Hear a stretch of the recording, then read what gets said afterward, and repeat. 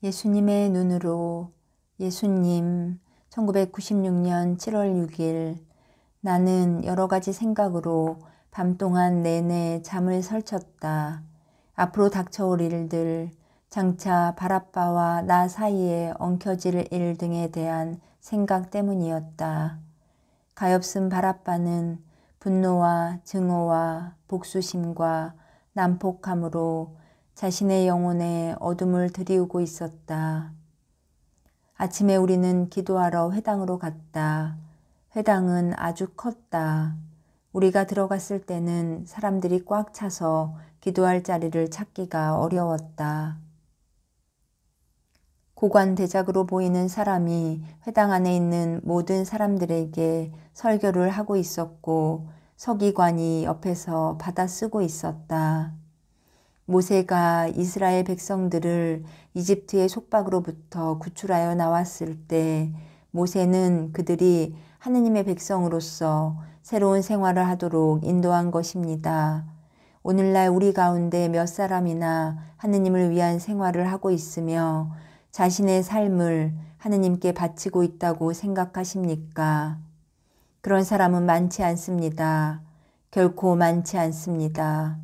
하느님께서 모세를 통하여 우리에게 주신 십계명을 지키지 않는다면 우리 유다인들이 어떻게 하느님의 자녀라고 자처할 수 있겠습니까?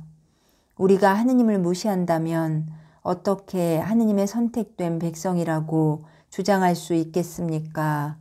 수많은 사람들이 기도를 바치고 거룩해지기 위해 회당에 오지만 회당 밖에만 나가면 하느님의 뜻을 무시해버리고 생활합니다.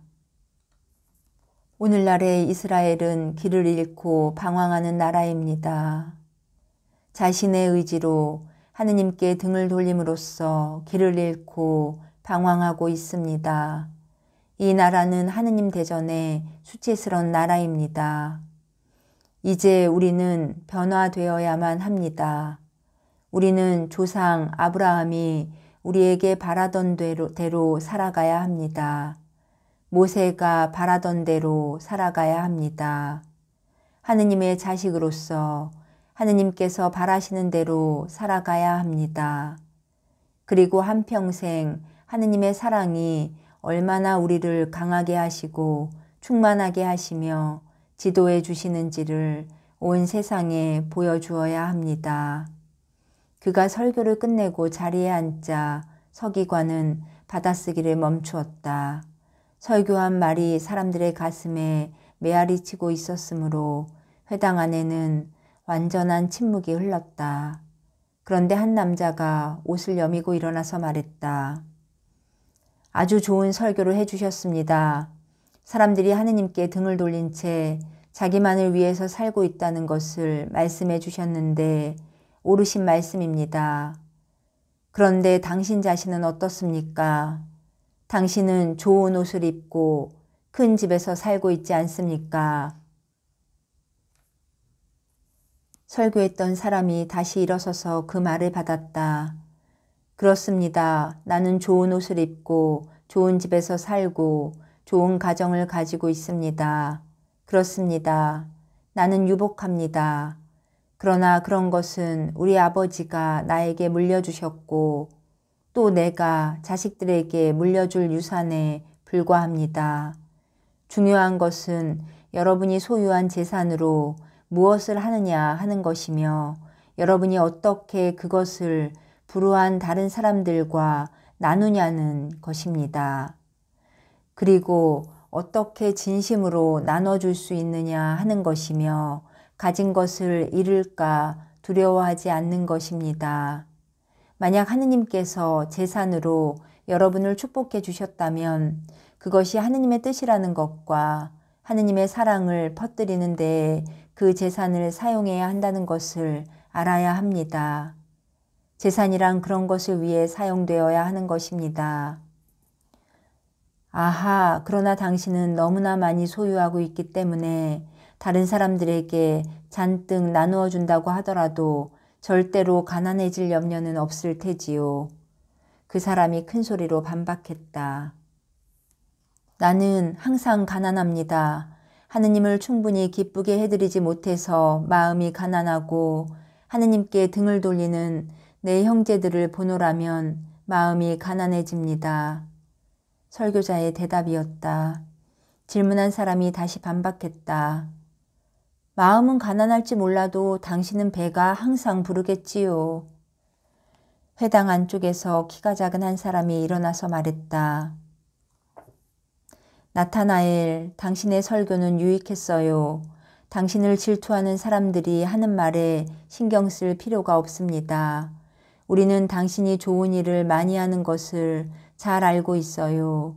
불쌍한 사람들을 도와주고 병든 사람들을 간호하고 궁핍한 자들을 도와주며 여행자들이 쉬어가도록 당신 집을 제공하는 것도 잘 알고 있어요. 당신은 회당에 헌금을 내고 돈과 시간을 희생으로 바치고 있습니다. 당신 같은 사람이 더 많으면 얼마나 좋겠습니까? 그 사람은 말을 마치고 환하게 웃고는 자리에 앉았다. 또 다른 사람이 크게 말했다. 그건 사실이요. 우리는 나타나엘이 착한 사람이라는 것을 잘 압니다. 그는 항상 진심으로 진리를 말하고 있습니다. 나타나엘이 하는 말 속에는 많은 교훈이 담겨 있으니까요. 오늘 그가 한 말을 묵상해 봅시다. 오랫동안 침묵이 흐른 다음 한 젊은이가 일어나서 물었다. 그러면 우리가 어떻게 하면 이스라엘을 하느님께로 돌려놓을 수 있겠습니까? 나타나엘이 일어나서 대답했다. 기도하면서 하느님의 뜻대로 살기 시작하면 여러분은 악의 물길을 바꿔놓을 수 있을 것입니다. 각자가 자신을 변화시키고 하느님께 돌아온다면 온 나라가 변하게 될 것입니다. 나는 그 말을 듣고 아주 기뻤다. 나타나엘한테서 하느님의 참된 아들을 본 것이다. 선생님, 한 말씀 안 하시겠습니까? 곁에 있던 베드로가 물었다. 내가 말할 필요가 없게 되었다. 이미 다 이야기했으니까 말이다. 베드로가 내 이름을 부르는 소리에 누가 듣고 귓속말을 통해 온 회당 안에 내 이름이 알려졌다. 예수님이시다. 예수님이 여기 계신다. 원로 한 사람이 일어나서 물었다. 당신이 나자렛의 예수이십니까? 그렇습니다. 저희들에게 한 말씀 해주십시오. 나는 일어서서 다윗이 하느님께 의탁하는 내용의 시편을 낭독한 다음 자리에 앉았다. 모든 시선이 나에게 집중된 채 침묵이 흘렀다. 낭독하신 것을 설명해 주십시오. 한 노인이 일어나서 내게 청했다. 나타나엘이 말하기를 이스라엘이 하느님의 뜻을 찾아 되돌아가서 하느님의 사랑 속에서 살아야 한다고 했습니다. 이 시편도 바로 그것을 말하며 하느님께 의탁하라고 합니다. 하느님께서 우리와 함께 계시니 두려워하지 말고 하느님께 의탁하십시오. 나는 대답하고 나서 자리에 앉아 눈을 감고 있는데 회당 안의 사람들은 자기들끼리 그 시편에 대해 토론하고 있었다. 나타나엘이 나에게 와서 청했다. 선생님, 오늘 밤 저희 집에서 식사를 같이 하지 않으시겠습니까? 좋습니다. 그런데 제자들과 함께 가도 괜찮겠습니까? 저희 집에는 방이 많습니다. 데리고 오십시오. 나타나엘이 기쁘게 대답했다. 저녁 무렵에 우리는 나타나엘의 집으로 갔다. 도중에 지나치게 된 어느 여관에서는 로마 군인들이 소란을 피우며 목이 터져라고 노래를 불러대고 있었다. 나타나엘의 집은 높은 담으로 둘러싸여 있는 아주 큰 집이었고 나무로 만든 큰 대문이 있었다. 나타나엘과 부인 레베카와 아들 유다가 우리를 맞이하기 위해 대문을 활짝 열어놓고 나와서 기다리고 있었다. 어서 오십시오, 선생님. 같이 오신 분들도 잘 오셨습니다. 여기는 제 가족입니다. 하며 나타나엘이 부인과 아들을 소개했다. 인사를 마치고 우리는 큰 식당으로 안내되었다. 하녀 2사람과 하인 1사람이 탁자 가까이에 서 있었는데 레베카가 그들의 어깨 위에 손을 얹으며 말했다. 이 사람들도 저희 가족이나 다름없습니다. 나는 레베카가 하인들에게 아주 다정하게 대해준다는 것을 알 수 있었다. 모두가 탁자에 앉고 난 다음 나타나엘이 입을 열었다. 우리에게 주신 음식에 대해 하느님께 감사합니다. 자, 그러면 유다가 기도하기로 합시다. 처음에는 3명의 유다가 동시에 기도를 시작했는데 내 제자들인 2 유다는 자기들한테 기도하라고 한 말이 아니라 나타나엘의 아들인 유다에게 한 말임을 알고는 입을 다물었다. 12사도 중에 유다가 2사람인데 요셉 성인의 조카인 유다 타데오와 배반자 가리온 유다이다. 주님, 우리에게 이 음식을 주시니 감사합니다. 오늘 하루 베풀어 주신 당신의 사랑에 감사드리고 우리 가족에게 보여주시는 당신의 사랑에 감사드립니다. 나타나엘의 아들 유다의 기도를 따라서 우리는 모두 하느님을 찬미했다. 하녀들이 음식을 날라왔다. 유다는 상위에 놓인 평범한 음식을 보고 실망하는 표정이었다. 나타나엘이 부자라고 생각했기 때문에 유다는 기대가 컸던 것이다. 하인들은 음식을 다 나르고 나서 우리와 같이 앉아서 식사를 했다. 선생님, 그동안 선생님에 대해 많은 이야기를 들었습니다. 이렇게 만나 뵙게 되어 정말 영광입니다. 나타나엘이 감격해하며 말했다. 그런데 아주 굉장한 이야기를 들었습니다. 빵 몇 덩어리와 생선 몇 마리를 가지고 몇천 명을 먹이셨다는 것이 사실입니까?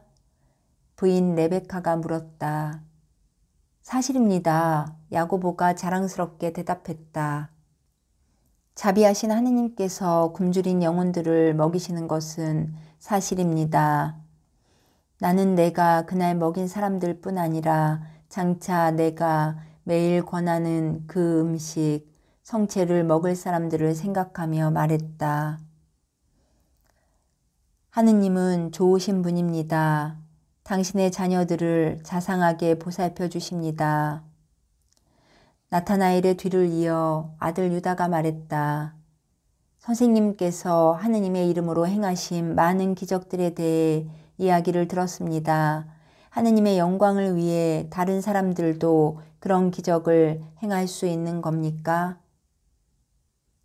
나는 그의 가슴 안에 진심으로 하느님께 영광을 드리고 싶은 열망이 있는 것을 보았다. 자기 아버지처럼 하느님을 사랑하고 동포를 사랑하는 겸손한 아들을 보았다. 유다야, 만약 내가 하느님께 완전히 의탁하고 내 삶을 기도로서 하느님께 바치면 기적이 일어날 것이다. 믿음만 있으면 된다. 믿음 안에 불가능한 것은 없다. 그리고 너는 그런 믿음을 가지고 있다. 내 말을 믿어라. 그러면 하느님의 영광을 위해 일어나는 기적을 보게 될 것이다. 아들 유다가 미소를 지으면서 물었다.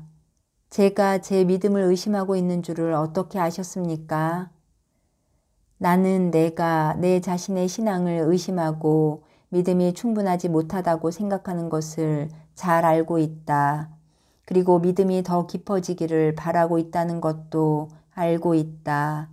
내가 분명히 말하는데 모든 사람들이 너와 같은 믿음만 가지고 있다면 이 세상에서 악이 사라질 것이다. 하지만 저는 너무 보잘것없고 쓸모없는 사람같이 느껴질 때가 있습니다.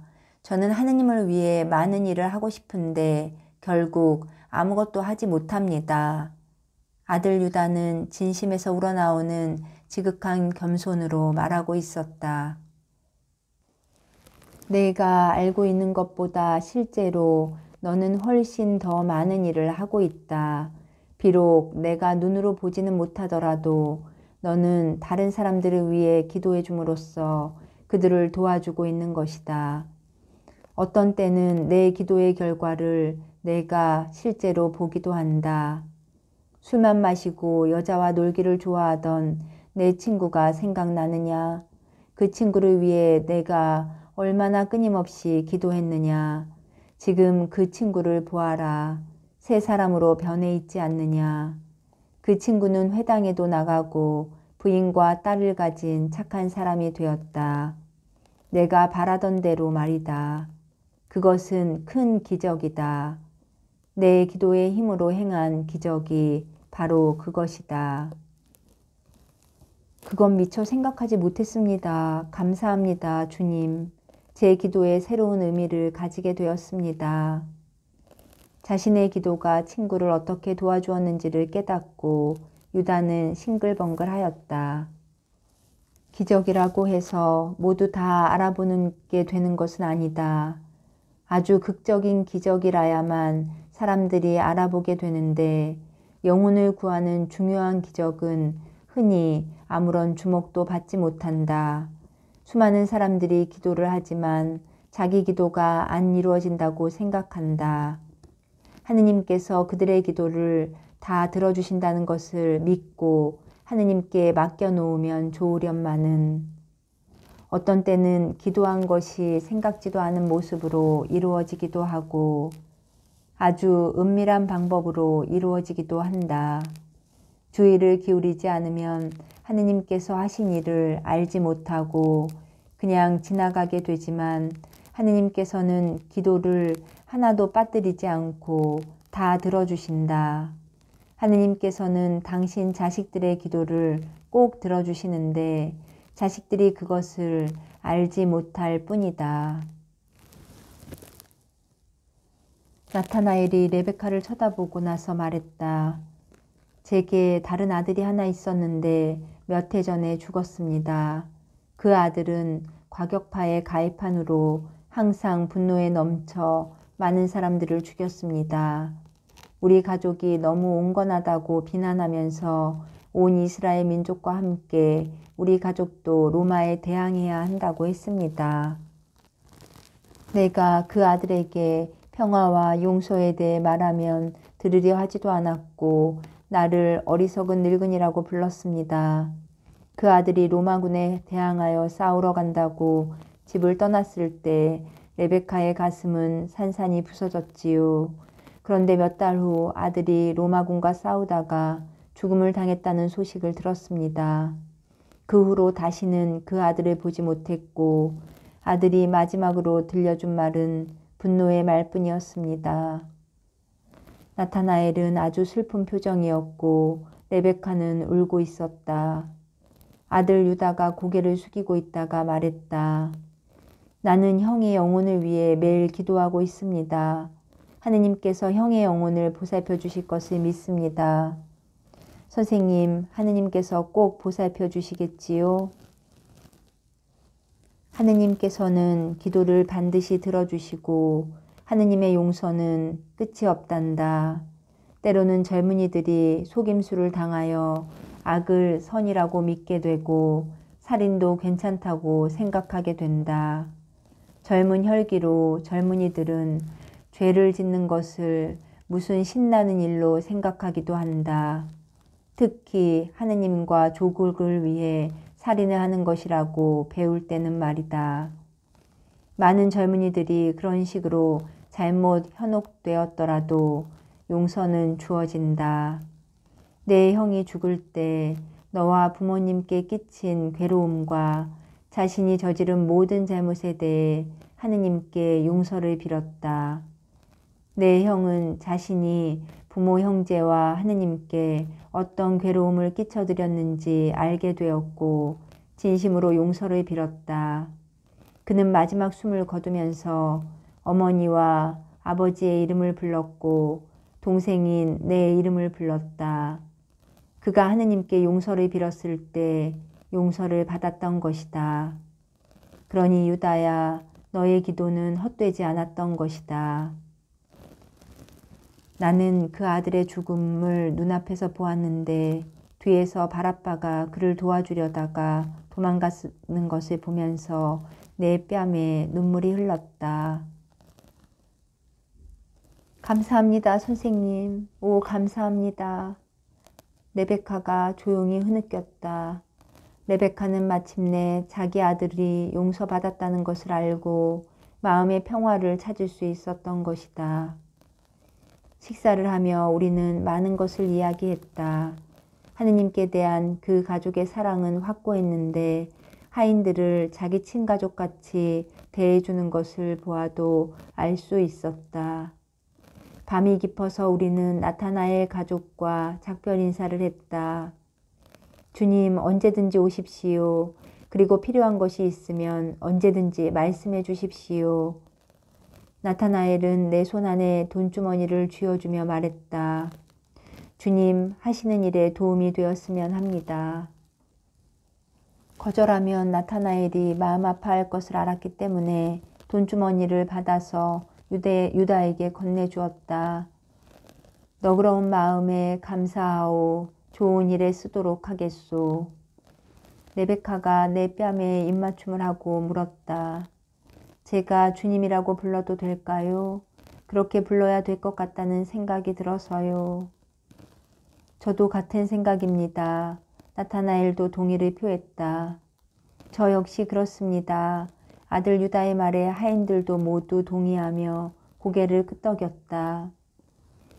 하느님의 사랑이 가득한 마음은 진리를 압니다. 하고 대답한 다음 하인들에게 가서 말했다. 여러분은 아주 좋은 가족을 가지고 있어요. 하느님의 가족을 가졌으니 말입니다. 그들은 나에게 환하게 웃어주었는데 그중 한 하인이 나서서 말했다. 이 집에서는 하루하루가 기쁨이고 날이 갈수록 저희는 이 가족을 위해 더 기도하게 됩니다. 저희들을 가르쳐 주셔서 감사합니다, 주님. 하녀들도 그의 말에 동의하며 부끄러운 듯 미소를 지었다. 우리가 나타나엘의 집을 나서는데 유다가 주머니 안을 들여다보며 돈을 세고 있는 것을 보았다. 어떤 사람은 변하기 어렵고 어떤 사람은 도저히 배우지를 못한다.